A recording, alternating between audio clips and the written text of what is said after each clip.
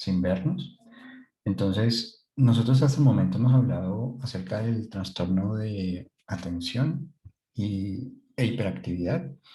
Ese trastorno como tal tiene unas implicaciones que no debemos dejar pasar, es decir, nos demanda a nosotros una posición en términos de, bueno, si nosotros nos vamos a encontrar con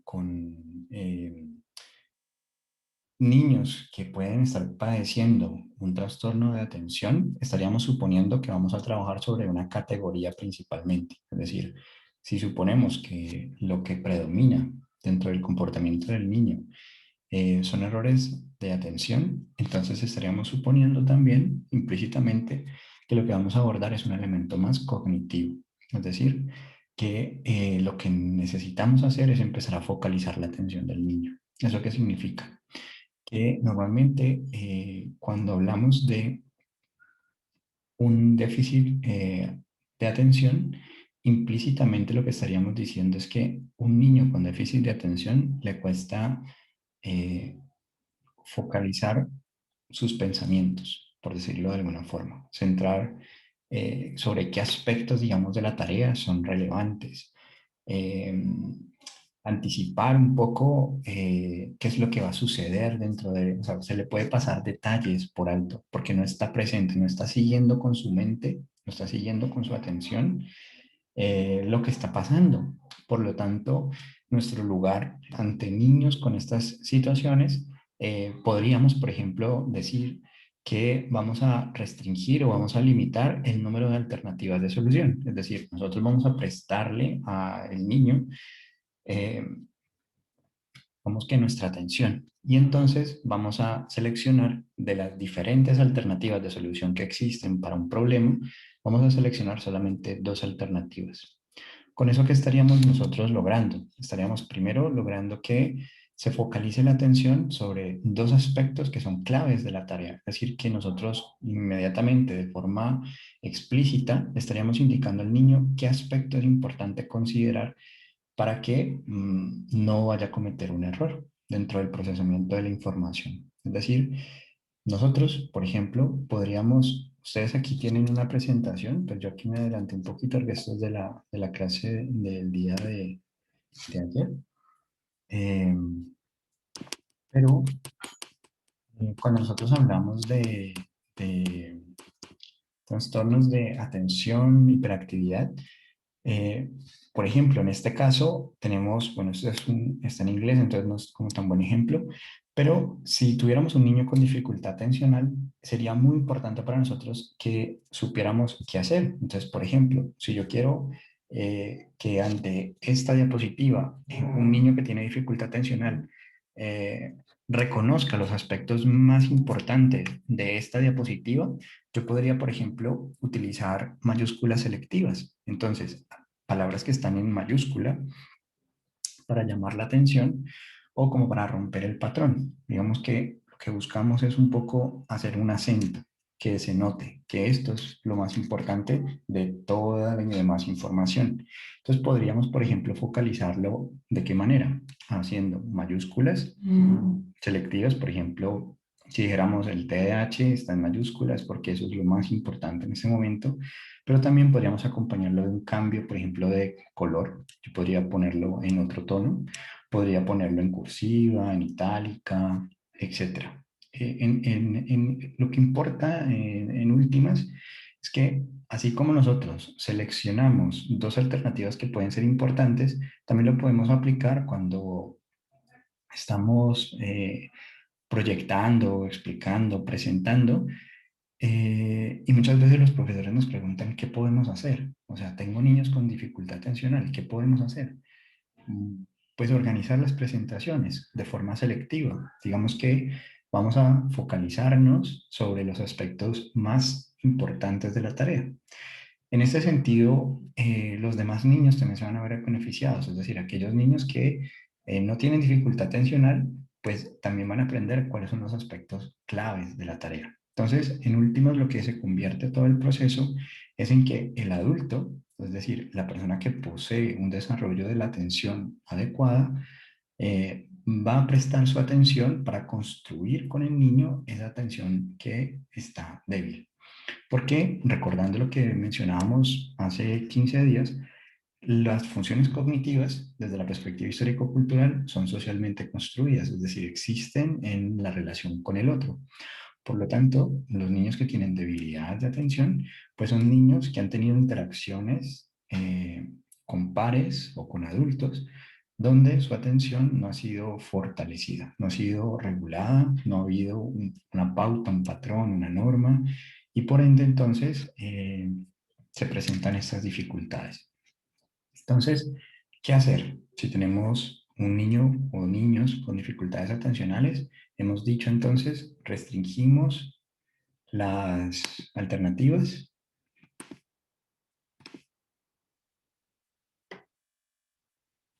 Mm, ¿Les pasa a todos igual? ¿Que se está entrecortando la señal, el audio?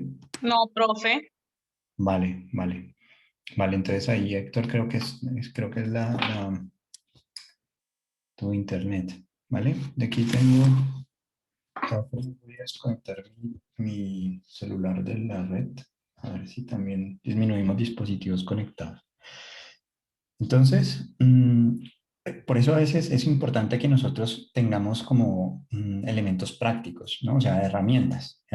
Entonces, que sepamos que cuando creemos que lo que tenemos es un problema de atención, entendemos que lo que tenemos que trabajar es sobre los aspectos cognitivos, es decir, enseñarle al niño a pensar, por decirlo así, enseñarle al niño a mirar la realidad. Entonces, ¿qué aspectos tiene que considerar o contemplar de la tarea? Entonces, en ese sentido, por ejemplo, si tenemos un problema que tiene muchos elementos, nosotros vamos a presentar el problema con los elementos que son claves para resolver el problema. Vamos a hacer una depuración, por decirlo así, del problema, como si tomáramos una lupa y hiciéramos ciertos énfasis. Eso lo podemos hacer de manera selectiva, cambiando cursivas, poniendo en negrita, en mayúsculas, ¿vale? Para que se detecte qué es lo que nosotros consideramos como adultos que es clave para resolver el problema. Y esto se puede aplicar a diferentes pues, escenarios de la vida cotidiana, ¿vale?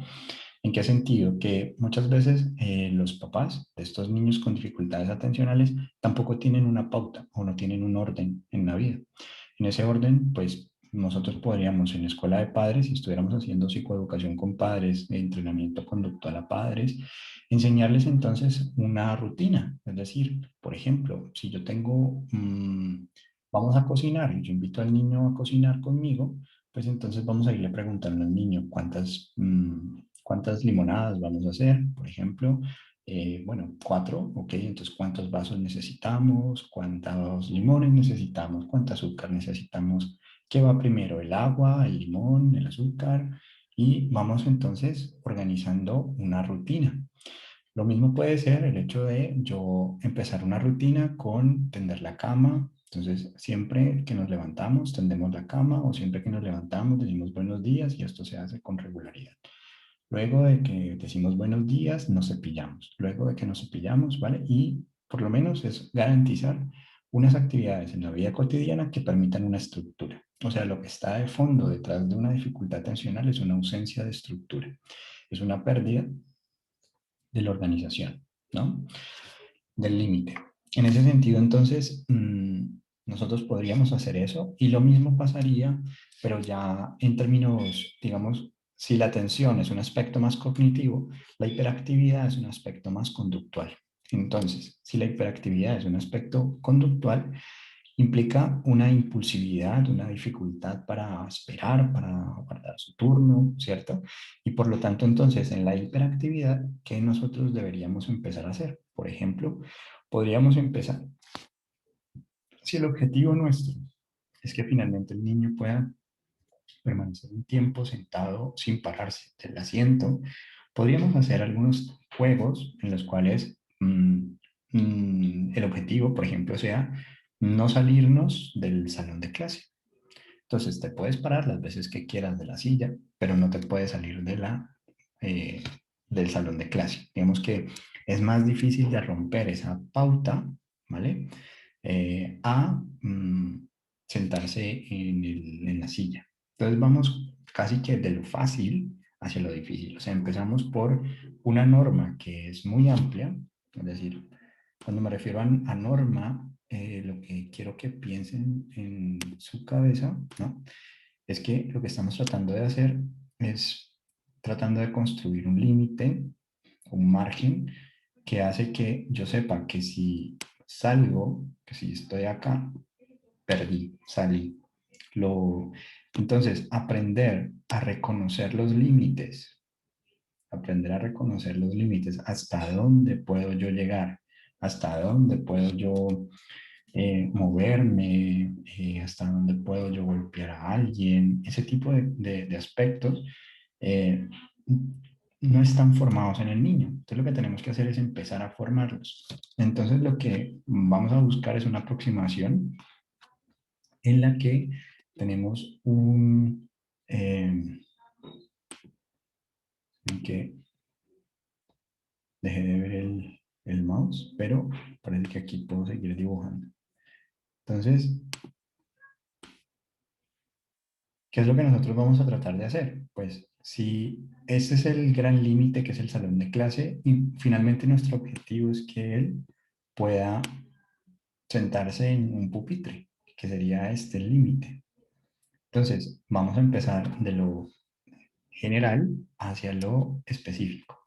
Entonces, la primera regla, la primera norma que vamos a tratar de construir con el niño es no salirnos del salón de clase. Posteriormente, vamos a poder empezar a decir, no te puedes salir de, digamos, la mitad, ¿no? La mitad. Luego lo hacemos un poco más pequeño, solamente en este espacio, y luego solamente en este asiento. No te puedes salir de allí. Bien, empezamos a formar ese límite, ese espacio corporal. Eh, la intencionalidad con esto es que muchas veces siempre pensemos en esto como una actividad que lo denominamos como un gimnasio mental, ¿no? Es una actividad en la cual muchos de nosotros tenemos, tenemos, por ejemplo, estoy tratando de borrar. Muchos de nosotros tenemos la dificultad y es en términos de no saber qué hacer. Es decir, pero lo importante es yo cómo me voy a posicionar sobre un salón de clases, un grupo de estudiantes. Entonces aquí traemos el ejemplo de eh, la Sociedad de los Poetas Muertos, donde tenemos un profesor que quiere posicionarse ante una lectura que hace de sus estudiantes para que cambien una manera de pensar y de actuar. Pasa lo mismo cuando nos dicen a nosotros que tenemos un grupo de estudiantes que son problemáticos, es decir, son niños que tienen algunos diagnósticos, etcétera. Nosotros, la primera fuente, digamos, de intervención, o sea, todo esto funciona porque nosotros creemos que funciona, o sea, porque nosotros realmente le apostamos a eso. En ese sentido, si yo pienso que puedo hacer algo al respecto, pues yo me voy a comprometer independientemente del resultado. Es decir, la primera vez puede que se salga del salón, puede que yo pruebe una estrategia, puede que pruebe otra y otra y otra y no funcione. Pero lo interesante con las rehabilitaciones es que lo que funciona el día lunes puede que ya no funcione el día martes. Y entonces la recomendación que siempre vamos a hacer cuando hacemos procesos psicoeducativos es tener siempre distintas estrategias. Es decir, que lo que traemos presupuestado para trabajar pueda ser sujeto a modificaciones para que unos estén trabajando con la estrategia que habías pensado y otros estén trabajando con la estrategia que quizás no habías pensado que podía funcionar, pero está funcionando. En ese sentido, entonces, la hiperactividad y la atención principalmente son capacidades que nosotros podemos entrenar, o sea, podemos fortalecer. En ese sentido, entonces, la hiperactividad sería una ausencia de regulación y esa ausencia de regulación eh, puede ser entrenada, puede ser fortalecida. Entonces, podríamos, por ejemplo, hacer juego de stop, donde palabras por la letra A, palabras por la letra B. Esa puede ser una alternativa de entrenamiento control y regulación, porque en la impulsividad pues vendrían muchas palabras que no necesariamente empiezan por la letra que estamos jugando y yo debo aprender a no escribirlas, a omitirlas y a centrarme sobre la letra estímulo. Entonces, funciona muy bien que promovamos el juego social, o sea, la relación con pares, a menos, ¿no?, que esos pares compartan la misma característica en común. Es decir, que todos los niños con los que se juega, pues provienen de un contexto social donde el otro, el adulto, pues no importa, o sea, no, la norma, el adulto no es importante, no se tiene en cuenta. Entonces, visto así, el adulto pues no tiene las herramientas porque pues finalmente no es reconocido por los niños como una persona que sea de autoridad. Entonces los juegos de los niños pues también son caóticos, es decir, son no reglados. Domina el más fuerte, por decirlo de alguna forma. En ese sentido, si observamos el juego de los niños de esas características, vemos que si fuéramos a intervenir, pues nosotros podríamos intervenir mucho mejor observando primero a qué juegan los niños, porque los niños cuando juegan reproducen la experiencia social de la que disponen, es decir, el conjunto de interacciones humanas con las que han estado. Es decir, traducido un poco a lo que estamos hablando, sería reproducen el nivel de atención con el que se han relacionado, reproducen el grado de regulación o de no hiperactividad con el que se han relacionado. Pero si lo que han visto es una ausencia completa de atención o de hiperactividad, es decir, no hay ninguna regulación, eh, pues prácticamente se juega de forma libre, sin ninguna regla, se rompe la regla, se pone una regla y se vuelve y se rompe, y así sucesivamente, porque finalmente lo que importa es la fuerza o la diversión o el placer, pero no hay ningún tipo de función reguladora. Entonces, aprendemos observando el juego y posteriormente, una vez que ha sucedido esa interacción de juego, pues nosotros no podemos entrar de forma brusca ni autoritaria dentro de esa dinámica social que ya se ha establecido, que ya está construida per se a nosotros. O sea, nosotros llegamos después. Pero lo que sí podemos hacer entonces es vincularnos en esa dinámica de juego. En esa dinámica de juego, pues van a empezar a pasar situaciones como que jugando fútbol te peguen una patada, que jugando fútbol se diga falta y se haga caso omiso a la falta, que jugando fútbol se salga de la línea y se siga jugando, cuando se sale de la línea es saque de banda, etcétera. Entonces, si están ausentes esas normas, empezamos a construir pues, la confianza. Empezamos entonces a formar esas normas, empezamos por alguna de ellas. Al menos que cuando el balón salga de la línea, por poner un ejemplo, sea esa la norma que nos va entonces a orientar durante el juego. Y entonces, si cumplimos esa norma, podemos pasar a la siguiente norma. Como que vamos formando normas y normas paulatinamente, unas pautas. Así como cuando uno llega a un aula de clase o uno llega a un grupo, ese grupo tiene como sus normas y nosotros terminamos comportándonos un poco como el grupo nos lo designa, ¿no? Por decirlo de alguna forma. Esa presión social, pues, es la que nosotros vamos a apelar también. Entonces, vamos a observar dentro del grupo de niños quiénes son los líderes en ese grupo de niños, trabajar con esos líderes, formar esos líderes, porque finalmente son ellos quienes van a también a regular, a poner normas, a mantener las normas, a cuidar esas normas. Y en ese sentido, entonces, estamos hablando de una intervención intencional, es decir, sabemos, no estamos jugando por jugar, estamos jugando con una intencionalidad. Entonces, si estamos jugando, vamos a respetar turnos, podemos al principio jugar de forma libre, sin respetar turnos, pero luego vamos a respetar turnos. Y así sucesivamente vamos intercambiando un poco la dinámica de intervención.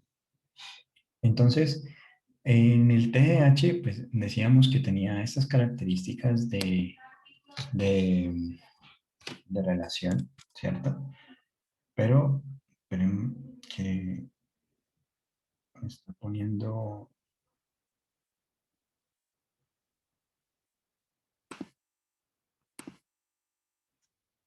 ya. Entonces, dentro del tratamiento, muchas veces la principal necesidad que tienen las personas es que típicamente nosotros tendemos a pensar en que la intervención se hace con los que siempre se nos ocurren, o sea, el psicólogo, el profesor, ¿no? Del aula, el fonoaudiólogo, ¿no? El psiquiatra, el pediatra. Pero también me gustaría que ustedes pensaran, si entendemos que la función social, es decir, la experiencia social, la relación con el otro, es la que fortalece, forma, construye la atención o la función que estemos mirando, memoria, lenguaje, etcétera, pues es importante entonces pensar como con este niño con quién pasa más tiempo. Y si pasa tiempo, por ejemplo, jugando fútbol, bien, es decir, él entrena fútbol y va a la escuela de fútbol y etcétera, pues yo podría contemplar incluir al profesor de la escuela de fútbol en la formación de la atención del niño. ¿En qué sentido? Digamos, un mal pase. Yo estoy pasando, el niño comete reiterativamente errores pasando el balón. Y de pronto el profesor lo ve como un asunto pues, de técnica, pero nosotros que estamos trabajando la atención podríamos empezar a mirarlo como un error de atención. ¿En qué sentido? Que normalmente pues, se utilizan colores para diferenciar a los equipos y si estoy desatento, pues voy a pasarle el balón al compañero que no es, al color que no es. Entonces yo podría empezar a trabajar sobre la discriminación, la atención selectiva y poder decir entonces, bueno, siempre que vea el estímulo de camisa azul, pues ese es mi compañero, el que tengo que pasar el balón y por lo tanto, pues puedo involucrar a personas que normalmente nosotros pues, no pensaríamos en involucrar, pero que podrían hacer parte de la propuesta de psicoeducación. En ese sentido, la psicoeducación pues es una actividad que no solamente se va a dar en el consultorio entre usted y la persona que está interviniendo, sino que puede, digamos, tener diferentes actores. Los actores, en últimas, son los que nosotros definimos como personas con las que más tiempo pasa esa persona, para que esas personas sepan cómo orientar, qué hacer, cuándo hacer y cómo corregir cuando se presenta una dificultad. En ese sentido, entonces, esta terapia conductual, ¿no? Que se menciona acá, es un poco porque los padres muchas veces desconocen qué hacer con sus hijos. En ese, en ese sentido,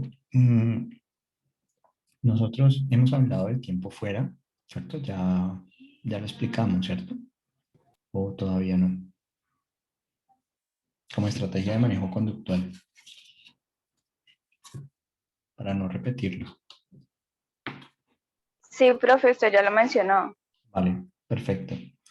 Entonces, también habíamos mencionado que en el TDAH, pues en la medicación, ¿cierto? No sabemos el efecto realmente que causa en niños pequeños y por lo tanto lo recomendable es no medicar a niños pequeños y que se privilegie entonces la intervención.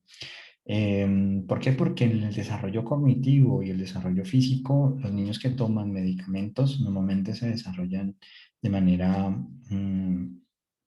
más lenta que los niños que no toman esos medicamentos. Por lo tanto, se privilegia mucho más el efecto de la terapia, de la intervención psicológica sobre el TDAH. El caso de medicación se utiliza mucho más es con personas mayores. Dentro de las actividades que podríamos nosotros encontrar para el trabajo con niños, sería estos elementos que encontramos en Internet. O sea, ustedes pueden consultarlos, pueden desarrollarlos con mayor profundidad. Son algunos programas psicoeducativos para padres con niños con TDAH. Y en ese sentido, entonces, por ejemplo, el programa de crianza positiva se focaliza en esos pequeños logros del niño, se focaliza en términos de que estemos atentos a retroalimentar constantemente que, bueno, ya no se está saliendo del salón. Bien, todavía no se queda en el asiento, pero no se está saliendo del salón. Está llegando con sus colores o está llegando con sus útiles escolares, los está perdiendo. Es un poco como estar muy atentos a la retroalimentación positiva. En ese sentido, entonces, los padres pueden pasar inclusive tiempo de retiro, por ejemplo, este programa de crianza New Forest tiene, digamos, dentro de sus particularidades el hecho de prácticamente un fin de semana de retiro donde los padres y los hijos interactúan en un camping completamente de entrenamiento. O sea, se observa al padre cómo interactúa con el niño y se dan de una vez correctivos. O sea, pero lo interesante de todo esto es que lo que funciona no es lo teórico, es decir, no funciona la charla, ¿no? No funciona la charla, no funciona que ustedes se paren delante de alguien y le den información. Funciona que ustedes observen las interacciones que se dan, las dinámicas que se dan y corrijan, y retroalimenten hasta que ese padre adquiere esas habilidades. Y entonces él solo lo va a ir inculcando en su hijo. Entonces, digamos que la labor un poco desde la propuesta de psicoeducación en TDAH, pues está focalizada más en las actividades prácticas, en el reconocimiento de síntomas, en el manejo de los síntomas, y en el manejo de los síntomas nos referimos al qué hacer respecto a cuando tenemos, por ejemplo, un olvido, un error que se presenta por una dificultad atencional, cómo lo manejamos, qué hacemos. En ese sentido, pues tomamos las herramientas que acabamos de mencionar hace un momento y sobre todo construir planes de intervención. ¿Por qué les digo esto de los planes de intervención? Porque muchas veces nosotros vamos a tener casos, problemáticas que nosotros necesitamos revisar. Realmente, ¿qué nos dice la literatura de si funciona o no funciona? Por ejemplo, si yo tengo una discapacidad, un trastorno del desarrollo intelectual, y además de eso puedo tener otro trastorno, como puede ser una esquizofrenia o puede ser una depresión. Pues digamos que yo necesito saber qué funciona en pacientes que tienen estas dos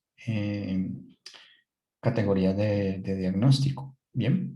Y algo que también discutíamos un poco en la clase del día de ayer es porque muchas veces nosotros tenemos que decidir si nosotros vamos a darle a la persona la información de el diagnóstico. Es decir, esta persona, usted tiene un diagnóstico y nosotros vamos a perseguir en últimas que el resultado de todo el proceso, la persona sepa qué es lo que tiene y resultado de eso, toda la intervención psicoeducativa. Ese es un enfoque en el cual damos el diagnóstico a la persona. Otro enfoque es no dar el diagnóstico a la persona y nos basamos principalmente en los síntomas. Es decir, no diríamos que tiene un TDAH, sino que diríamos que cuáles son los síntomas que está presentando, ¿no? Digamos, los olvidos recurrentes, los errores, que parece que estuviera elevado cuando se le está hablando directamente. Bueno, en ese sentido, entonces, toda la actividad, nosotros tenemos que, y eso es algo que ustedes, pues les sugiero también que lo piensen, o sea, que lean al respecto, que consulten con su almohada, mejor dicho, eh, cuál va a ser su posición al final de cuentas. Es decir, ustedes van a ser psicólogos que van a entregar diagnósticos, van a decirle a la persona, mira, esto es lo que tienes, o cuando les pregunta, doctor, ¿qué es lo que tengo? ¿Qué me está pasando? Ustedes van a contestar a eso con una categoría diagnóstica o van a hablar en términos de sintomatología. Al respecto, digamos que el nodo de psicología clínica de Ascofaxi pues tampoco está claramente definido, o sea, no hay un común acuerdo sobre cómo proceder. Pero sí me parece importante que lo vayan pensando porque nosotros estamos hablando ya a puertas de lo que van a hacer ustedes como profesionales. Entonces, es importante que hay razones a favor y razones en contra, pero que por lo menos ustedes entiendan que hay escenarios donde a veces uno dice, bueno, pues mi trabajo me lo exige, o sea, estoy trabajando en una IPS donde tengo un usuario, una contraseña, donde en la primera sesión, que no importa el tiempo que haya durado esa sesión, para poder cerrar esa historia clínica, tengo que colocar la impresión diagnóstica, o sea, tengo que decir eh, qué es lo que creo que tiene. Muchas veces se basa en el CIE-10, entonces eso nos da, digamos, unas amplitudes diagnósticas bastante generales, como puede ser, por ejemplo, problemas relacionados a las dinámicas familiares. Entonces es muy inespecífico, pero va por ese camino, pero se esperaría que progresivamente en la siguiente sesión nosotros o confirmemos el diagnóstico o reformulemos el diagnóstico o descartemos el diagnóstico. En ese sentido, nosotros, pues en últimas, somos quienes informamos a la persona realmente sobre su estado de salud y por lo tanto no pasa lo mismo como sucede con el médico. Digamos que en el caso de los médicos, pues uno dice, bueno, ¿qué tengo? Ah, no, tienes COVID o tienes, pues uno necesita esto. En el caso de la salud mental, en el caso de la subjetividad y demás, a veces es complicado porque muchas veces las personas dejan de responsabilizarse. Entonces, ya tengo depresión, por eso me comporto como me comporto. Y es por la depresión, y es por la depresión, y es por la depresión. Entonces, eh, hay que saber, o más bien la invitación que les hago es a pensar un poco, tomarse unos minutos para saber qué van a hacer, porque van a encontrarse inclusive dentro de la misma universidad personas, profes que les van a decir, no pongas diagnóstico y otro profe que te está dirigiendo tu práctica, decirte sí, ponlo y así sucesivamente, ¿no? Compañeros con posiciones distintas.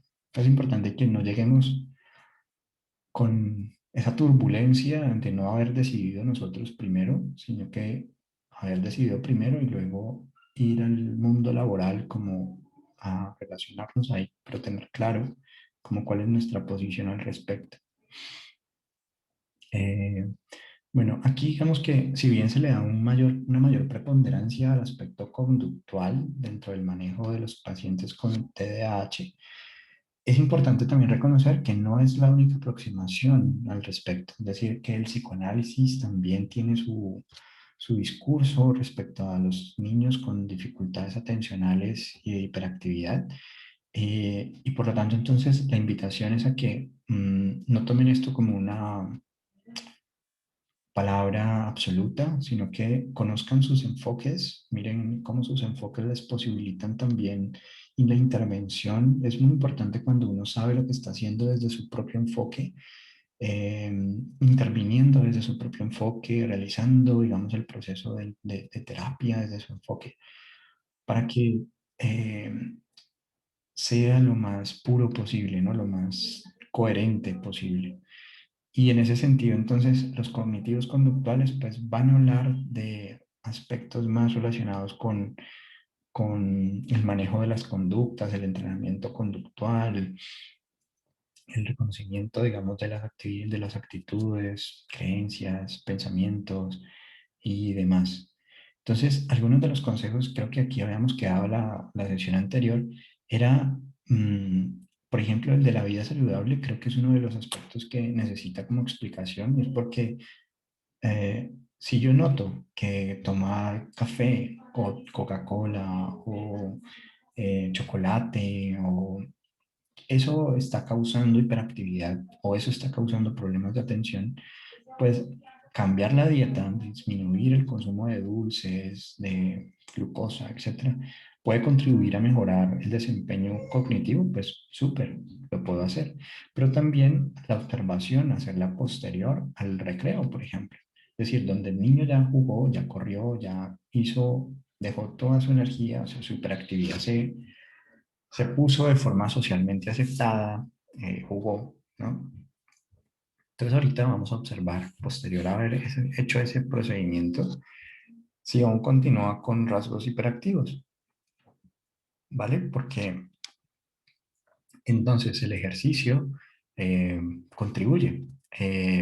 Si yo, por ejemplo, empiezo a decir, bueno, quisiera trabajar o mejorar la atención, algunas personas van a encontrar dentro de la literatura científica las sugerencias a la meditación. Entonces, no se trata de que utilicemos la meditación para todos por igual. ¿Por qué? Porque hay personas que tienen unas creencias distintas. Es decir, hay personas que no creen en la meditación Por lo tanto, no, dijimos que no deberíamos de introducirla como alternativa terapéutica cuando la persona pues en eso no cree y tiene serios conflictos con la propuesta que estamos haciendo. En ese sentido, sí es importante que, que nosotros nos informemos al respecto de cuando hacemos la recolección de la información de de las personas con las que estamos trabajando. Normalmente tenemos archivos donde está la historia de las personas con las que trabajamos. Podemos revisar antes para no sugerir actividades que puedan ser conflictivas, ¿no? Y por lo tanto, si nosotros vamos a sugerir actividades de meditación y vamos a hacer meditación grupal, pues el grupo debería estar conformado por personas que aceptan esa manera de intervención, creen en esa manera de intervención. Por más que la evidencia diga que mejora el desempeño atencional, mejora la concentración, etcétera, la meditación.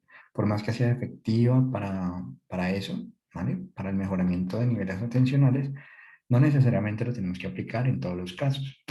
Eso digamos que es importante porque a veces leemos en la literatura científica y como dice que es importante o que es efectivo, vamos y lo aplicamos. La idea es eh, pensar siempre todo es a la luz del sujeto, o sea, a la persona que vamos a atender, que vamos a intervenir o el grupo de personas que vamos a intervenir. Siempre es ahí. Eh, construimos una propuesta psicoeducativa para el sujeto. No es que el sujeto tenga que ajustarse a la propuesta psicoeducativa. En ese sentido, debería de ajustarse, de medir, digamos, lo necesario, acorde con las creencias de esa persona, acorde con la edad de esa persona, ¿sí? O sea, ajustarse, digamos, a ello. Otro elemento también importante que nosotros vamos a incluir también es que muchas veces nosotros no sabemos organizarnos ni siquiera nosotros mismos. Es decir, en mis actividades psicoeducativas yo no sé cuál puede ser primero y cuál puede ser después. La idea es que nosotros también sepamos que podemos ir normalmente respetando el proceso de desarrollo de lo sencillo a lo complejo. Entonces yo puedo empezar mi sesión con una actividad sencilla, terminar mi sesión con una actividad más compleja o una sesión sencilla y seguida posteriormente de una actividad más compleja. O vamos desarrollando la habilidad. Lo que estamos formando lo vamos construyendo pasito a pasito, sesión a sesión. Esa es otra manera también de aproximarnos. Mm, Entonces, estos consejos para padres, pues en últimas, de fondo lo que nos están diciendo es, hay que dar una estructura. ¿Vale? Esa estructura puede ir desde el lenguaje, desde que lo que decimos lo acompañemos con lo que hacemos, bájate y lo tomo y lo bajo, préstame atención, llamarlo, tomarlo, compartir atención, eh, acompañarlo entonces de las acciones. Normalmente, más o menos, las intervenciones son de una duración aproximada de 8 sesiones, normalmente. Eso significa que son más o menos unas dos meses aproximadamente de intervención en TDAH. Mm, Se focaliza principalmente en el mejoramiento de la comunicación. Principalmente, ¿por qué? Porque normalmente los padres ya no saben cómo comunicarse con sus hijos en términos de que estos hijos, cuando les hablamos, es como si no nos estuvieran escuchando, es la sensación que tienen los padres. Por lo tanto, la comunicación positiva lo que hace es restringir la información que vamos a comunicar y vamos es a centrar la atención del niño sobre los aspectos clave. O sea, volvemos nuevamente sobre focalizar, ¿no? Como si tuviéramos una lupa y entonces eligiéramos con cuidado qué vamos a decirle al niño sin dar tantos rodeos muy puntuales en lo que queremos, restringiendo dos alternativas de solución. O sea, mm, vamos a ir a comer. Entonces, tenemos un menú muy amplio, pues vamos a decir, ¿quieres hamburguesa o quieres, no sé, un sushi? No sé, cualquier otra cosa. Dos alternativas, o esto o esto. Ya. Pero si tenemos un montón de alternativas, va a ser más complicado que se facilite la comunicación. Es importante que los papás y, pues, los cuidadores en general, pero principalmente que son los padres, aprendan a poner en palabras lo que sienten. O sea, muchas veces hay mm, la dificultad en términos de, normalmente las personas que están más sanas emocionalmente hablando son personas que pueden hablar de lo que les pasa, de lo que sienten.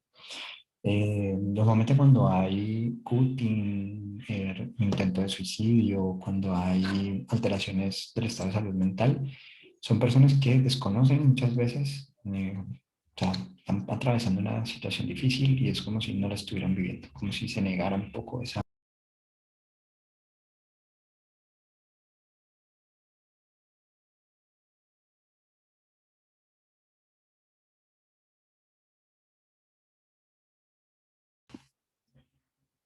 Vale, entonces decíamos es que los padres asisten normalmente 8 sesiones aproximadamente, son 2 meses de intervención donde nos focalizamos en la comunicación porque pasar, poner en palabras disminuye, digamos, el riesgo de enfermedad de salud mental. Eh, es decir, cutting, intento de suicidio, mm, ansiedad, etcétera. Bueno, en gran medida esos elementos pasan por el hecho de hacer de cuenta que no está pasando ningún problema, o sea, que estamos normal ante situaciones que otras personas estarían diciendo me siento molesto, triste, estoy aburrido, etcétera, pero pueden poner en palabras. Entonces es importante animar, animar a describir las emociones. Muchas veces ayuda, por ejemplo, que nosotros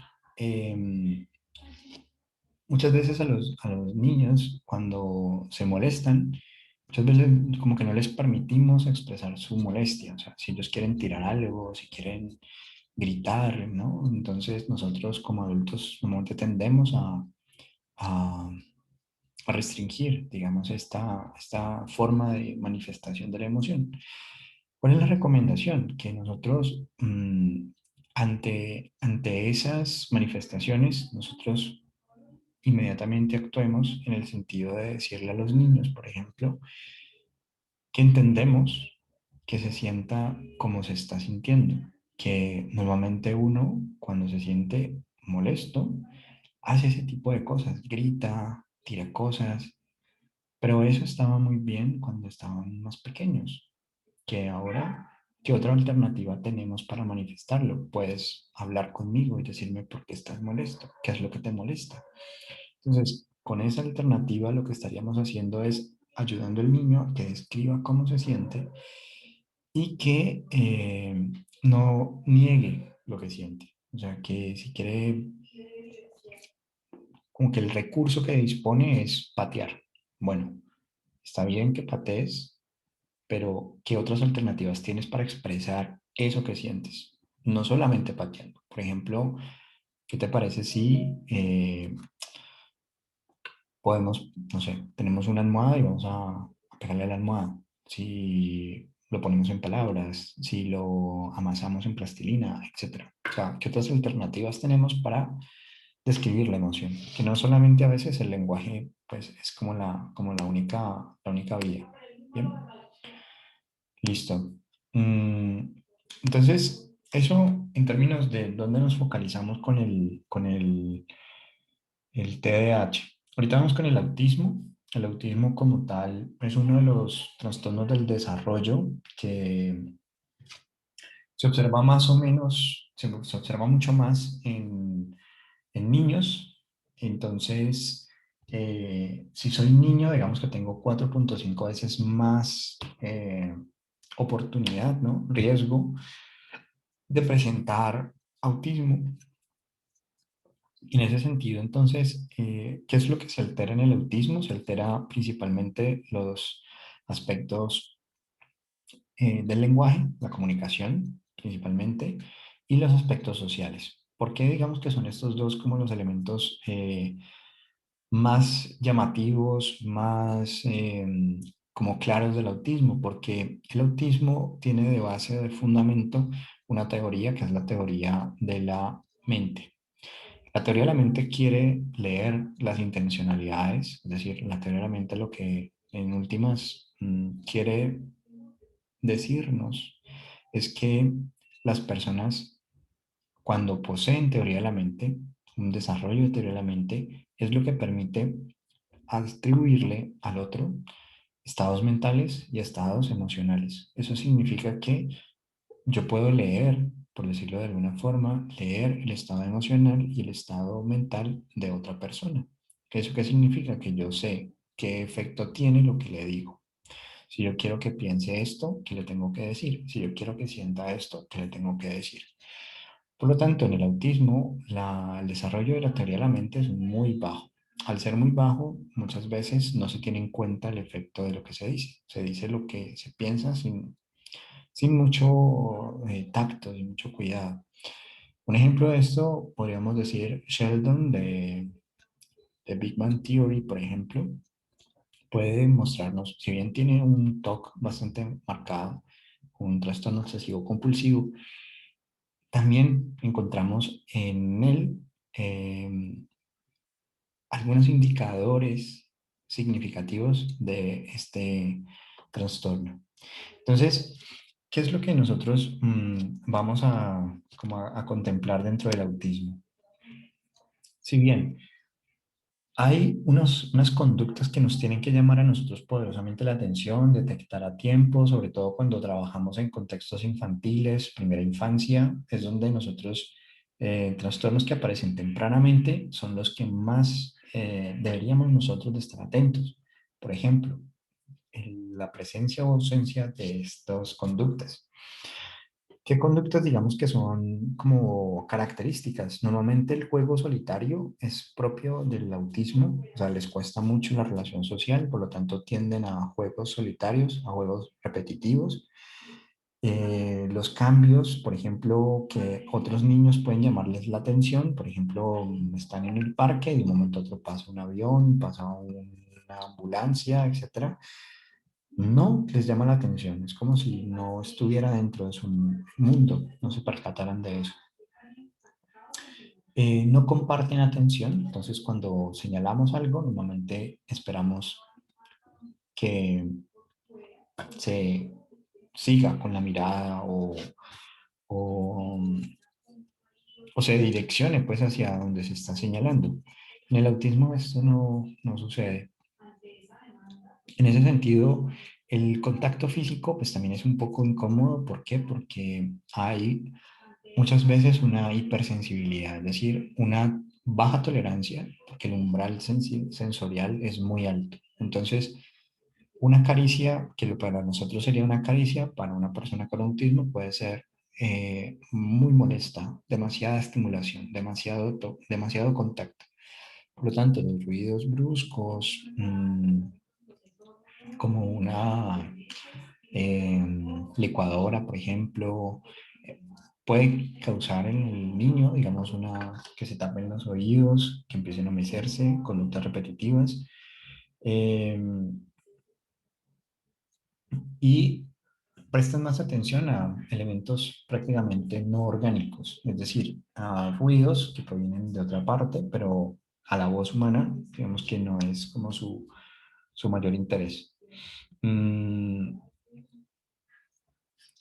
también pueden, en términos del lenguaje, ser repetitivos, ¿no? Es decir, como un eco. Entonces, repetir una frase, repetir una palabra, eh, por lo menos jugar a ser como si, o sea, juegos de simulación, como jugar al papá y la mamá, jugar al médico, que no sé, un celular pueda ser un carrito, etcétera. Difícilmente pueden entenderlo porque son muy literales. Entonces los chistes, el doble sentido, ese tipo de aspectos implica para la persona con autismo pues una gran dificultad para poderlo entender. Una cosa es que nosotros en el autismo, por ejemplo, sepamos que existen eh, restricciones en el desarrollo. Por ejemplo, yo puedo no tener ninguna condición que altere mi desarrollo. El, por ejemplo, aspectos críticos o variables que están muy asociadas a desarrollar autismo es el bajo peso al nacer y ser prematuro. Entonces, estas dos variables, la prematurez y el bajo peso al nacer, se ha relacionado con desarrollar autismo. más frecuentemente.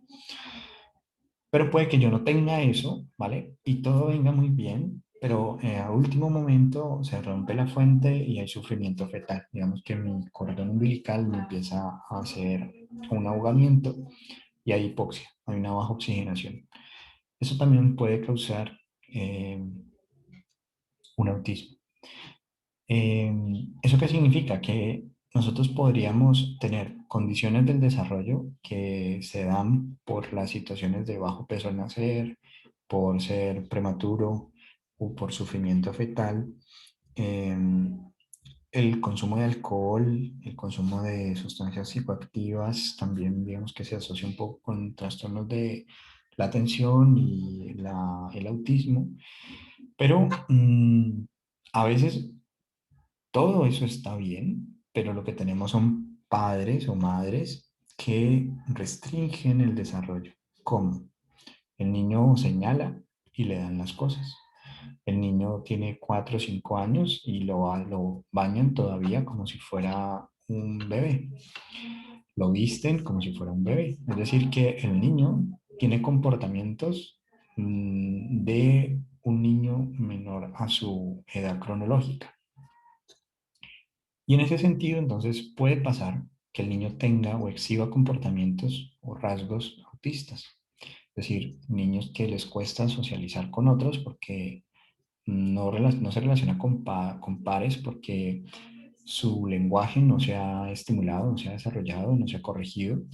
Es decir, tenemos traductor, entonces la mamá traduce, o sea, es la que el niño lo que quiere es, pues, el niño habla en jeringonza, entonces habla y uno dice, ¿qué dijo? Y la mamá dice, yo le entiendo, él lo que quiere es el Lego, ¿no? Y uno dice, bueno, de dónde, no? Entiende ella. Y entonces ese tipo de formas de relacionamiento también puede causar deterioro. O sea, y por lo tanto, entonces para nosotros, el diagnóstico del autismo, pues nos corresponde a nosotros siempre pensar si se debe, ¿no? A un asunto de crianza, o sea, un asunto de la relación social, una madre sobreprotectora, un padre sobreprotector.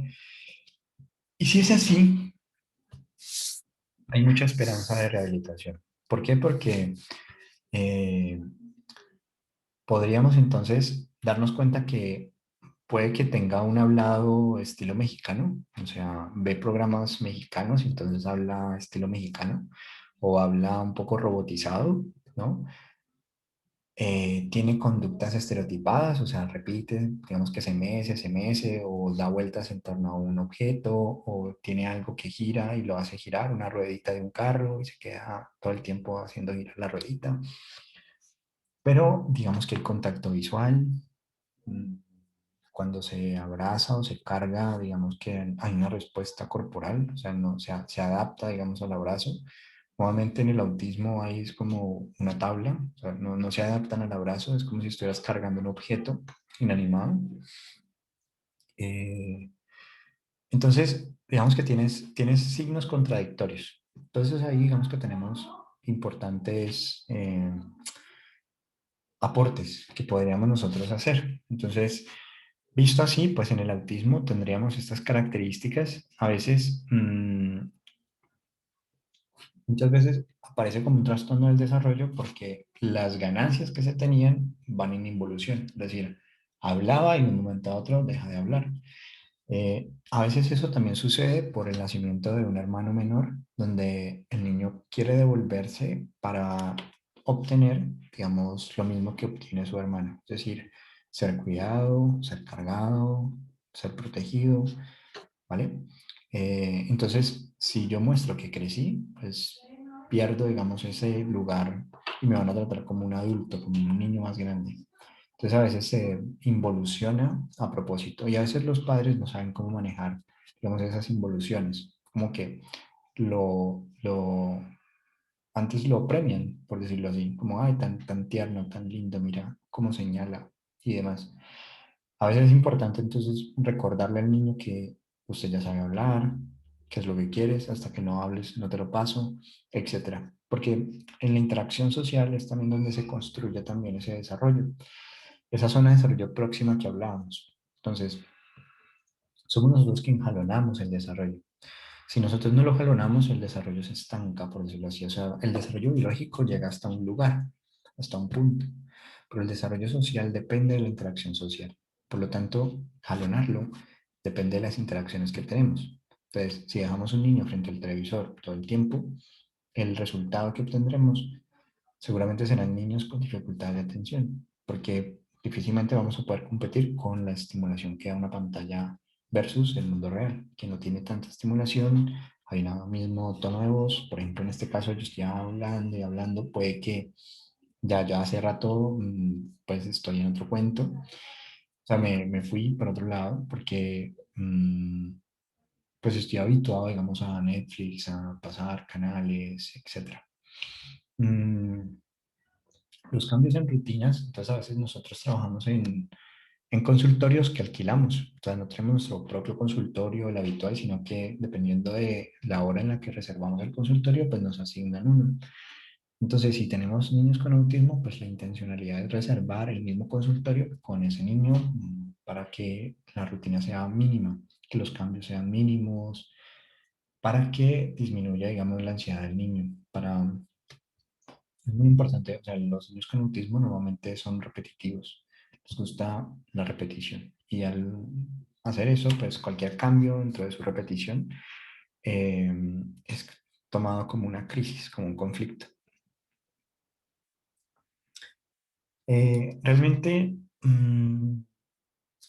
hay algunos signos de alarma. O sea, nosotros, pues digamos que hay algunos que dicen que en el lóbulo frontal, una disminución en la sustancia blanca en el lóbulo frontal, explica un poco, digamos, el autismo que se ha encontrado, pero, pero digamos que no se sabe muy bien por qué se dan esas diferencias cerebrales, no hay una causa clara todavía de por qué se dan.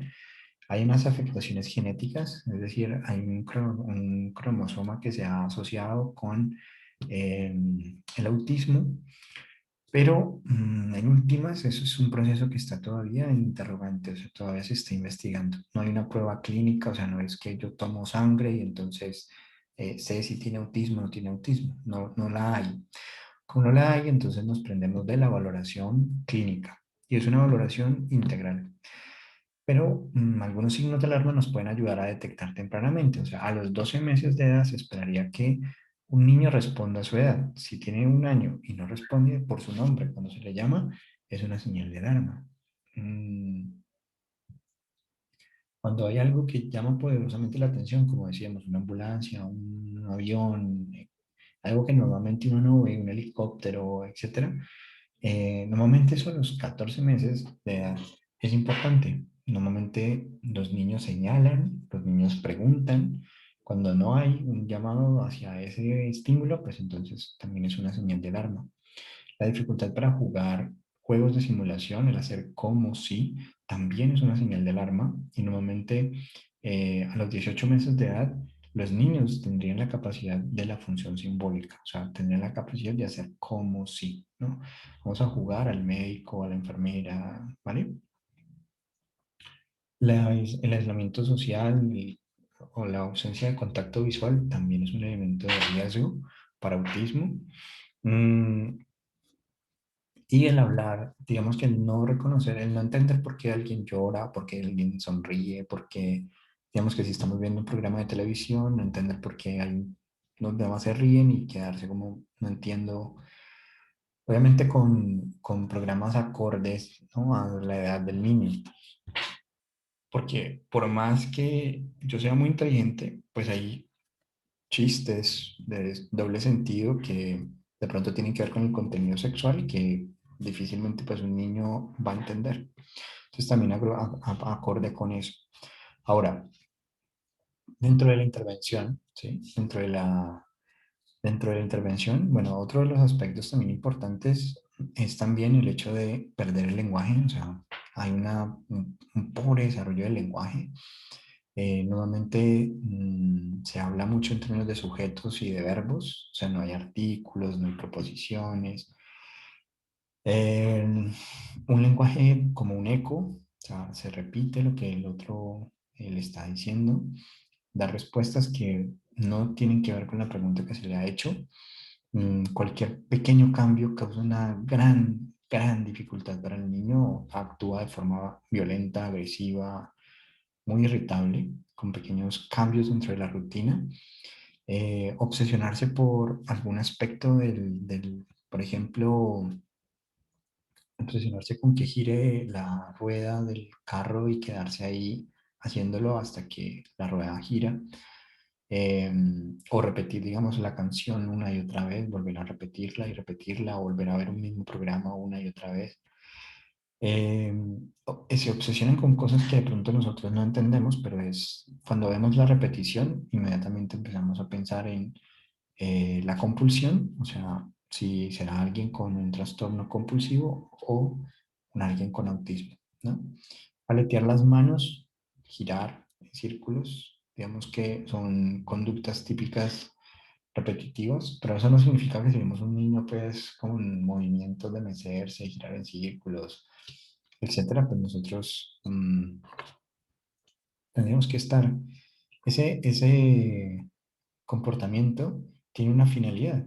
Entonces, si carece de finalidad, digamos que es un movimiento que solo busca el autoplacer, o sea, para él mismo, no lo exhibe para nadie más, pues sí, autismo, ¿vale? Normalmente el comportamiento cuando va dirigido a alguien tiene una intención, o sea, tiene teoría a la mente. Hago esto para esto.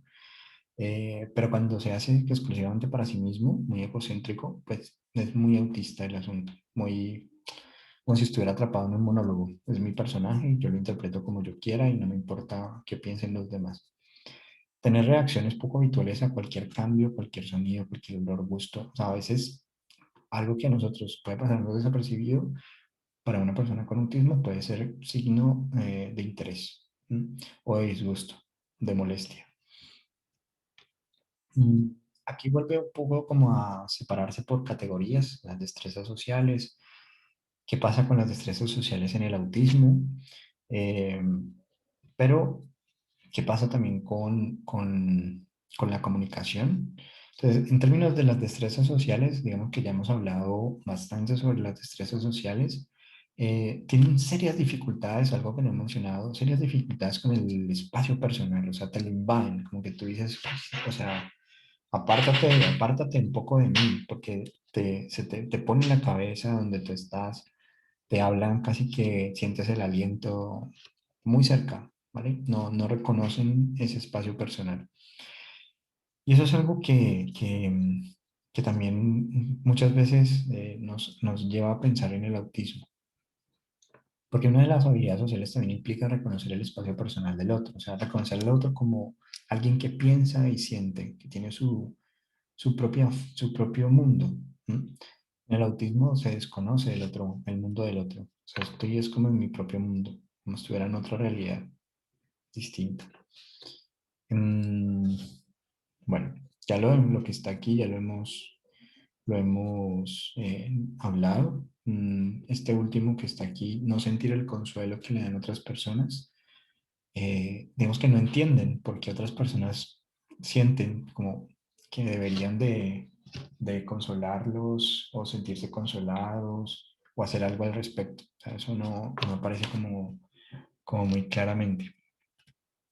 En términos de la comunicación, muchas veces la prosodia del lenguaje, o sea, las variaciones en la entonación del lenguaje, eh, llama la atención muchas veces porque es un hablado poco común, poco usual. Eh, o tiene una canción, o sea, tipo mexicano, ¿no? Como entonado, cantado, eh, tipo completamente parco, completamente monótono, sin ningún tipo de variación. Estoy feliz, estoy muy molesto, ese tipo de cosas, digamos que no se notan variaciones. Estoy muy feliz, muy triste, muy alegre, se dice de la misma forma.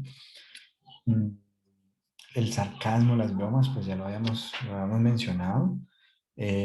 Normalmente la ecolalia, la repetición de palabras desaparece a los 3 años. Cuando se mantiene, pues pensaríamos un poco en el autismo.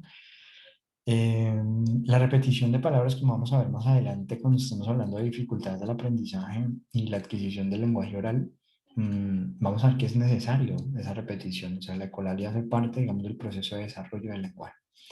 Porque practicamos a partir de la repetición. Repetimos lo que el otro dice para saber si lo estamos diciendo bien, no lo estamos diciendo bien, cómo se pronuncia, si suena igual, si suena diferente. Bueno, también son de juegos poco habituales. Por ejemplo, pueden hacer líneas de carritos, hileras y filas eternas. Em, siempre jugará de la misma forma, casi que uno puede saber cómo va a jugar de aquí hasta el fin de la vida con ese objeto. Digamos que nunca va a haber variaciones. Tienden siempre a la repetición. Mm, Son normalmente muy organizados, o sea, saben anticipadamente el lugar que van a tener cada cosa y son repetitivos en eso. Por eso el más mínimo cambio, cualquier movimiento en la organización de colores de camisetas, etcétera, pues juguetes, demás, pues va a comportarse irritable.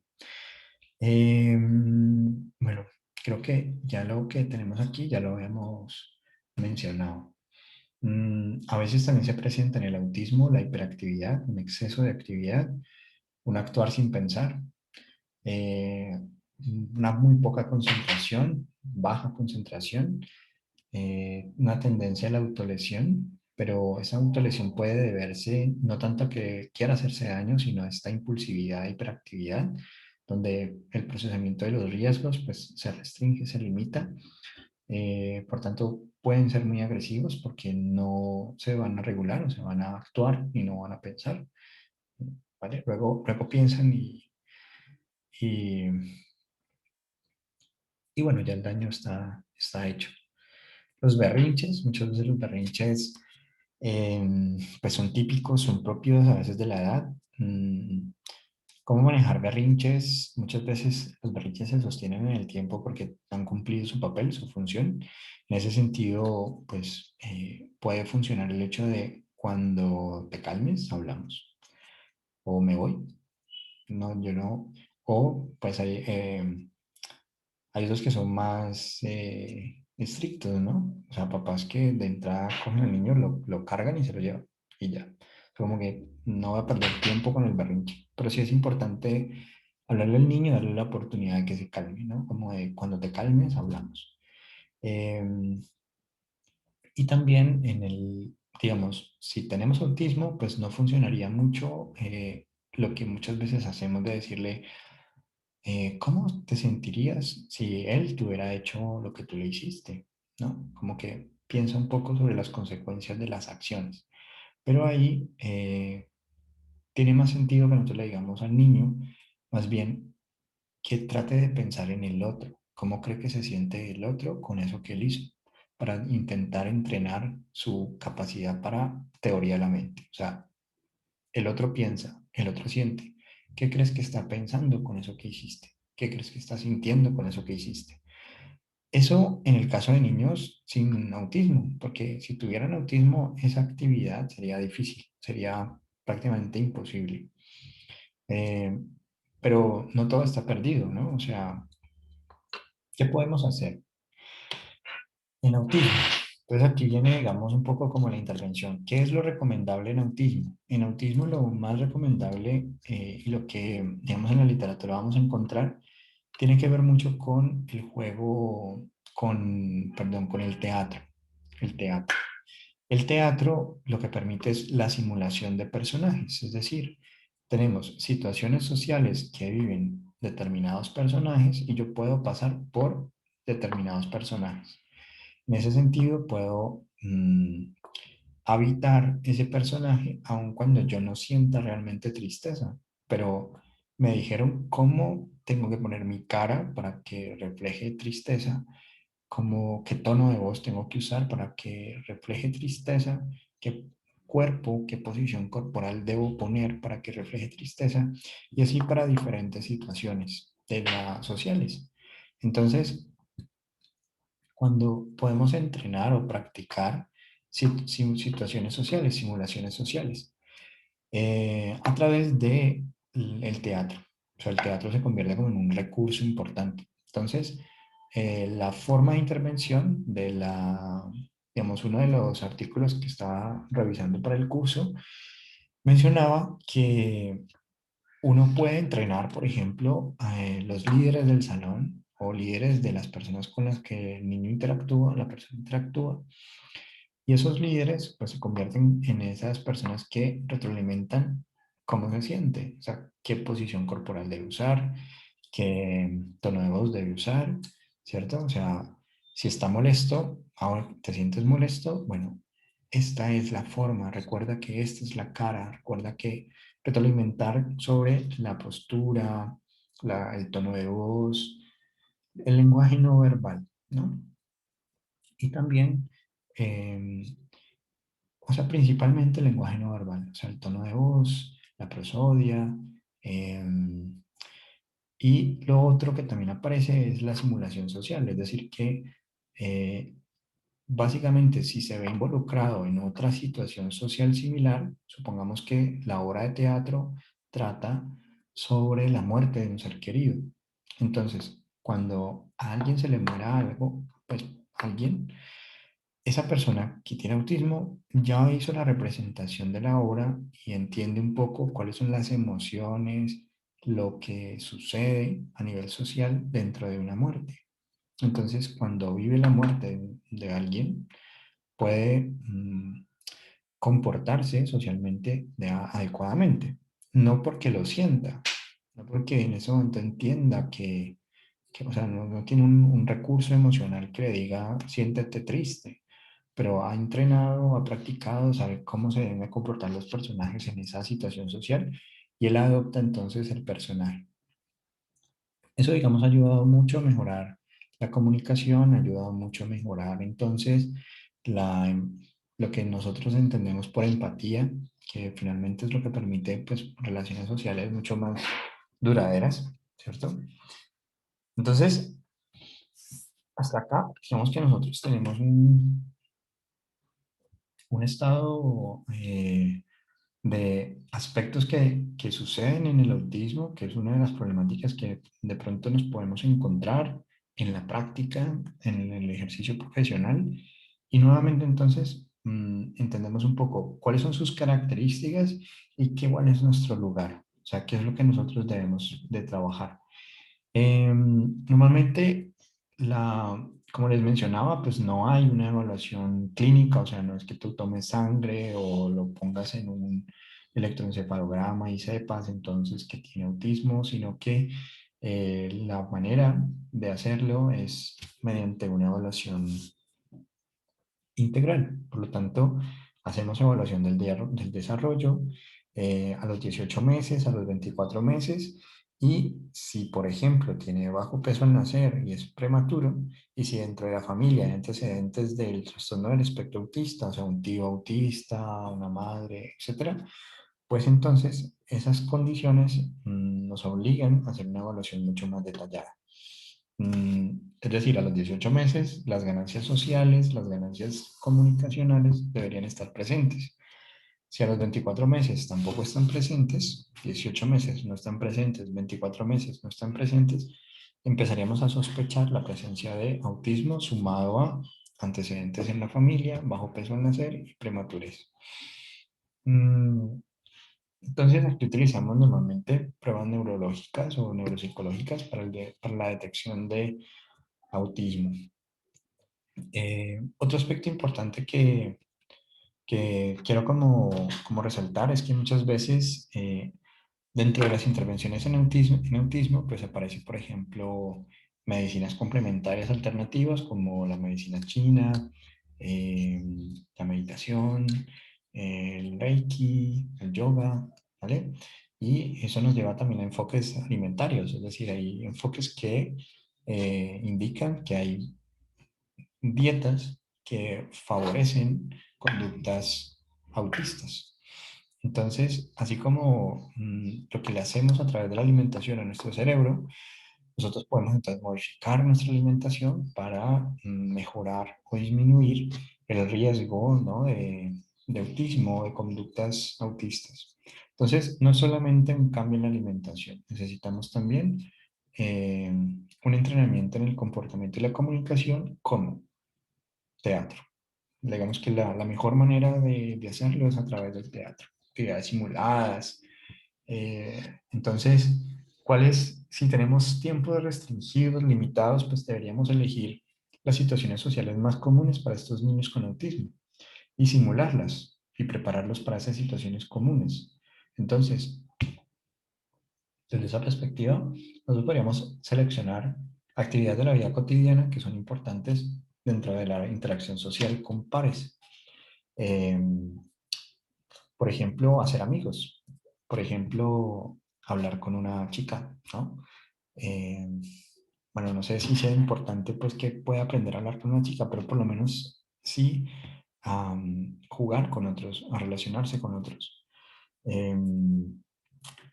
Si, por ejemplo, sucede que en el aula de clases alguno fallece, pues perfectamente podríamos trabajar no solamente con el niño que ha fallecido su familiar, sino que aprovechamos esto para apoyar el proceso de duelo y ayudar al niño con autismo también, que estamos hablando de niños con autismo y niños sin autismo, o sea, niños con autismo o con TDAH, ¿vale? O sea, es integrar un poco lo que venimos hablando.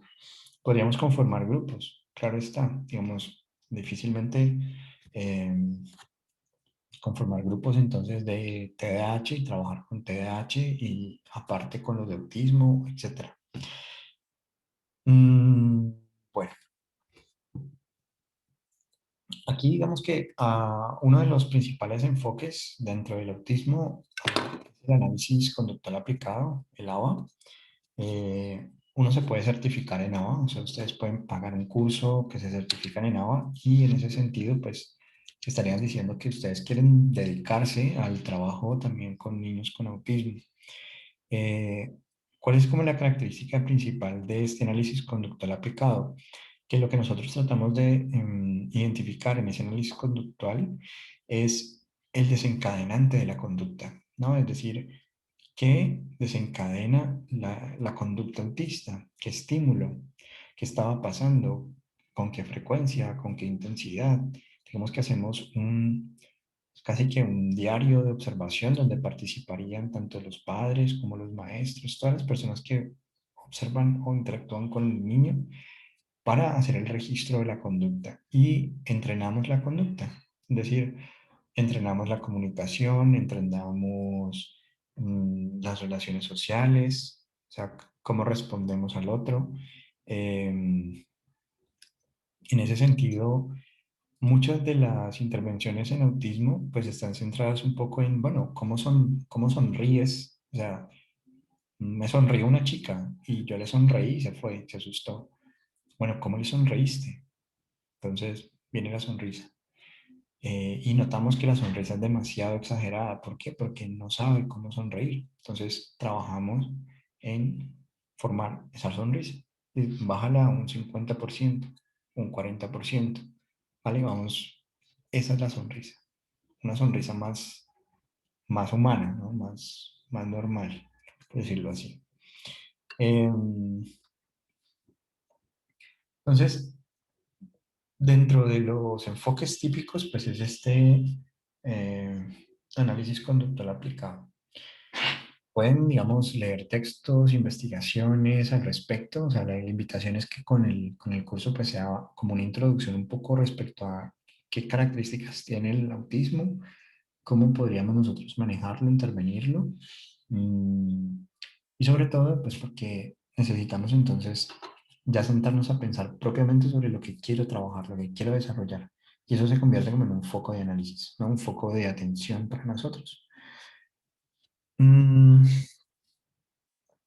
Básicamente también pues empiezan a aparecer algunas otras intervenciones donde aparecen intervenciones centradas exclusivamente en el niño, intervenciones donde ponen al niño en interacción con otros niños. Y en ese sentido entonces lo que se privilegia un poco es que el niño con personas más expertas pues puede aprender esas funciones sociales. Por eso muchas veces, pues, te preguntarán si es recomendable o no es recomendable tener un niño en un aula especial, o sea, un niño autista con rodeado de niños autistas. o tener a un niño autista rodeado de pares con un desempeño acorde con su edad. Y nuevamente lo que nosotros vamos a apelar, ¿vale? Siempre será hacia la interacción con pares y trabajar con los pares para la integración del niño dentro de el espacio de aula. En ese sentido, la terapia ocupacional, por ejemplo, si vamos a remitir a terapia ocupacional, lo que estaríamos buscando es la independencia del niño, o sea, tratamos en la medida de lo posible que aprenda a vestirse solo, a bañarse solo, a pedir un taxi, a pedir o sea, elementos que le van a favorecer a él, en últimas, una vida por su propia cuenta. Eh, y eso, digamos, esto que estamos hablando aquí con el autismo también podría aplicar igual a los trastornos del desarrollo intelectual. ¿En qué sentido? Que la independencia, o sea, muchas veces es, bueno, ¿qué puede hacer una persona? Y a partir de ahí, de lo que sabemos que puede hacer, ¿qué necesita para sobrevivir, para existir, para poder mm, valerse por sí misma cuando sus padres, digamos, no estén, por ejemplo? Entonces, trabajar en, por ejemplo, no, listo, culinaria, es posible que se desarrolle esa habilidad, o sea, una habilidad manual, vender algún aspecto, pero la gestión del dinero, por ejemplo, en el deterioro cognitivo leve, por ejemplo, manejar cuentas bancarias, dinero, etcétera, muchas veces se van a cometer errores. Entonces, ¿cómo lo vamos a trabajar? Por eso el proceso psicoeducativo muchas veces se va a ocupar de lo que consideramos más importante para la persona. O sea que si lo logra, pues es un logro que va a permitirle sostenerse con su enfermedad, va a permitirle sostenerse en la vida en general. También se utiliza la terapia de integración sensorial, es decir, que por múltiples canales sensoriales se trabaja. Digamos que si estamos trabajando la comunicación, pues no solamente la hacemos la comunicación a nivel de la palabra, sino que la comunicación también puede hacerse mediante turnos, digamos, de silencio y sonido, que puede ir pintado, digamos, el blanco representa el silencio o el color sin color, como por una manera de verlo. Una manera puede ser también tocarlo, entonces puede ser que yo tenga algo rugoso seguido de algo no rugoso, y eso, ese cambio, digamos, de fluctuación, entonces cuando tocamos lo rugoso, yo hablo, y cuando se toca lo no rugoso, tú hablas, y así sucesivamente vamos intercambiando. ¿El asunto cuál es? Que pues existen distintas intervenciones al respecto. Em, Implican que nosotros, al momento de la intervención, pues ustedes sabrán también con qué recursos cuentan. Entonces ustedes dicen, bueno, esta es una persona que podría perfectamente tener fonoaudiólogo, terapia del habla, y también podría tener terapia ocupacional. Entonces podríamos manejarlo en esos dos ambientes. Pero si no tiene esos recursos, entonces, ¿qué vamos a privilegiar? Digamos que en últimas, mm, hacemos nuestras propuestas psicoeducativas también en relación con el presupuesto de las personas, los materiales, insumos, porque en últimas lo que nos importa es que esa propuesta psicoeducativa se mantenga en el tiempo, o sea, que sobreviva más allá de nosotros, que nosotros la construimos, la entregamos y que pueda repetirse en el tiempo, pueda sostenerse en el tiempo. Eso es como el ideal, dejar como la capacidad instalada, como ese dicho de no te doy el pescado, sino que te enseño a pescar, un poco como en ese sentido, una propuesta psicoeducativa en ese sentido. Mm, bueno, aquí digamos que tenemos pues un ejemplo de la terapia mm, del análisis conductual. Eh, Entonces, por ejemplo, cómo a través de la terapia de análisis conductual se podría utilizar de forma virtual. O sea, cómo será que si funciona o no funciona la intervención de manera virtual. Eh, Y en este sentido, digamos que lo que nos señala, digamos, este artículo, bueno, ustedes pueden también leer esta revista, ¿no? Es una revista sobre análisis aplicado del comportamiento. En ese sentido, pues aquellos que les guste, ¿no? Aquellos que son fans del enfoque cognitivo-conductual, pues esta sería una lectura interesante para ellos. Hay en psicoanálisis también, por ejemplo, eh, psicoanálisis contemporáneo. Bueno, hay varias revistas de psicoanálisis también bastante importantes. Eh, de humanismo, creo que hay unas importantes también, pero tengo más referencias sobre las de psicoanálisis y humanismo pues, y cognitivo pues, por los aspectos en los que me muevo actualmente. Mm, Otro de los aspectos clave que me pareció también muy importante, que ya lo hemos tocado un poco, es los juegos de roles, la improvisación, el ensayo de obras y la actuación de la obra. Entonces, ¿cómo empezamos? Empezamos por el juego de roles. Entonces, podemos jugar al doctor. Entonces, hay un rol que yo asumo, lo corregimos, retroalimentamos y nos mantenemos en el rol, en el intercambio de roles. Hay un enfermo que se queja, hay una acción del médico que lo consuela y así sucesivamente, ¿no? Ese intercambio. Luego podemos pasar a una completa improvisación. ¿Qué sería una improvisación? Pues principalmente podemos colocar unos papeles eh, donde en un sombrerito o en una bolsita echamos personajes, en otra bolsita ponemos contextos y en otra bolsita ponemos eh, situaciones. Entonces saco una situación y la situación puede ser robo. Saco mi personaje y soy Batman. Y el otro saca el personaje y es, no sé, el Chapulín Colorado.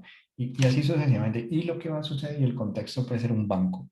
Y entonces va a la obra. No se ha preparado nada. Es pura improvisación. A ver qué sucede. ¿Vale? Luego de eso puede venir entonces ya una estructura, un ensayo de obra. O sea, vamos, sabemos qué va a pasar, quién va a hablar, cuándo va a hablar, qué va a decir, se ensaya, se retroalimenta, etcétera. Y luego de eso se hace la obra de teatro. O sea, ya está la actuación como tal. Esta, mm, este artículo que tenemos acá muestra el efecto que tuvo este plan de intervención, ¿no? Entonces empezamos con nueve roles, luego la improvisación, luego el ensayo de la obra y se culminó con una actuación de la obra. Entonces en la universidad se proyectó, o sea, literalmente se invitó y culminaba con la actuación de la obra. Entonces teníamos la propaganda, las boletas, todo lo que se ha ensayado. Em, entonces, lo que hablábamos ahorita sobre el teatro, pues está, digamos, desglosado un poco en este apartado. ¿Qué tanto, no? ¿Qué tanto afecta el ejercicio físico? ¿No? O sea, corra, monte caballo, trote, etcétera, ¿vale? ¿Qué tanto afecta? ¿No? Entonces, ¿qué nos dice el metaanálisis? Un metaanálisis lo que está haciendo es un análisis estadístico de un conjunto de artículos de investigación que han intervenido mediante diferentes actividades físicas y han monitoreado el efecto que tiene sobre niños y adolescentes con autismo. ¿Bien? Entonces, lo que nos dice es que sí afecta en qué? Afecta en la interacción social, afecta en la comunicación, en las habilidades motoras y el grado de autismo de los niños autistas. Va a modular un poco, digamos, el efecto. Entonces, si bien hay como umbrales o niveles dentro del autismo, a mí me gustaría que lo pensáramos todo como un solo autismo, ¿no? Es decir, en alguna vez había una entrevista que escuchaba respecto a una persona con síndrome de Down, también le preguntaban algo similar, le decían, bueno, hay unos niveles, unos umbrales, y pues él decía, bueno, no hay mucha diferencia, o sea, eh, síndrome de Down como un todo, ¿no? O sea, no es que hay unos que tienen mejor funcionamiento cognitivo que otros, sino que se vive como un todo. Y yo pienso que los autistas también van en esa misma línea, o sea, lo viven igual, cada uno como a su manera, pero entonces la actividad física sí ha tenido un impacto significativo en esa interacción social, la comunicación, la habilidad motora. Em, Mientras que en los adolescentes autistas mostró impacto es sobre las habilidades sociales y la comunicación. Entonces en los niños también afecta la habilidad motora. ¿Qué juegos deportivos? O sea, como el plan de intervención que funcionó, ¿no? ¿Cómo debe de darse? O sea, nada, listo, yo voy a mandar que usted haga, o sea, yo soy el neuropsicólogo o la psicóloga y le estoy mandando a que haga actividad física. ¿Con qué dosis lo tengo que hacer? Entonces, lo que nos dice el metaanálisis es que juegos deportivos, deportes acuáticos, fútbol, aeróbicos, karate, ¿vale? Todas esas son actividades físicas que se incluyeron dentro del metaanálisis. Cualquiera de estas actividades, más de 3 veces por semana, se utilizaron en 7 artículos. Es decir, uno diría, puede hacer cualquiera de ellas por lo menos más de 3 veces por semana. Que eso es lo que encontramos en la mayoría de los artículos. Menos de 3 veces por semana, solo en 4 artículos.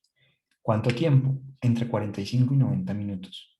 Pues, como para que uno se haga una idea más o menos de cuánto tiempo funcionaría un proceso de actividad física.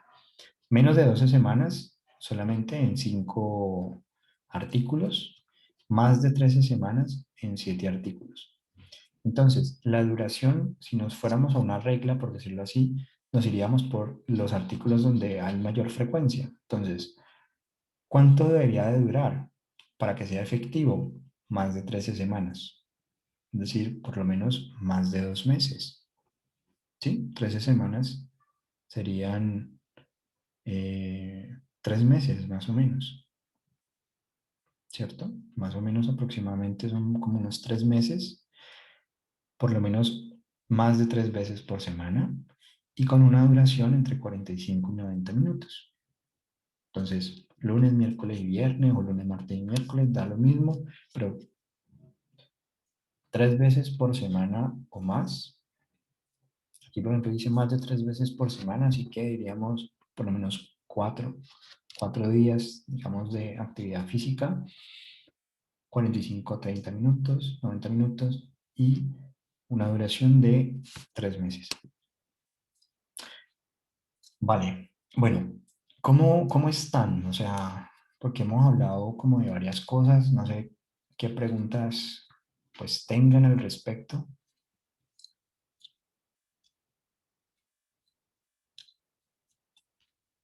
Que si no tienen preguntas, preferiría dejarlo en la aproximación a la lectoescritura para la siguiente sesión y que dejemos como un momento para decantar un poco eh, pues esto de los... A esto es a lo que me refiero un poco cuando ustedes dicen, bueno, yo sugiero hacer teatro, sugiero hacer, bueno, entonces, si yo voy a hacerlo, ¿de qué forma lo voy a hacer y por qué? ¿No? Justificar por qué. ¿Por qué estoy haciendo juego de roles primero y luego una actuación de la obra? ¿O por qué primero improvisación y luego juego de roles? En esencia es como un poco saber por qué lo estamos haciendo, lo más importante. Entonces voy a dejarlo hasta acá. Continuaríamos entonces en la próxima clase con una aproximación a la lectoescritura. ¿Ok? Detener la grabación.